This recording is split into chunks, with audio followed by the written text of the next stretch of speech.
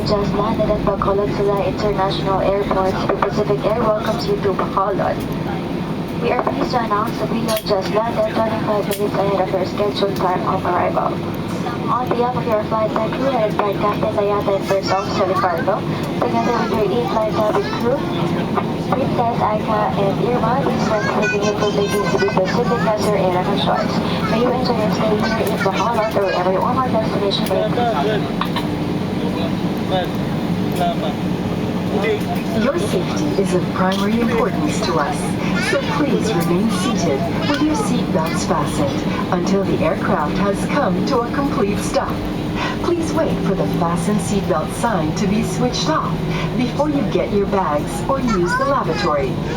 Exercise caution when opening the overhead bins, as the items inside might have been dislodged or shifted during aircraft movement. Before deplaning, please check your surroundings to ensure you do not leave any of your personal belongings behind. Mangyari po lamang na manatiling nakaupo at hintayin matanggal ang babalang pagkabit ng sinturong pangkaligtasan bago tumayo para kunin ang inyong mga kagamitan. May we remind guests with infants that the infant's life vest shall be collected after disembarkation. Kindly leave the infant's life vest inside the seat pocket.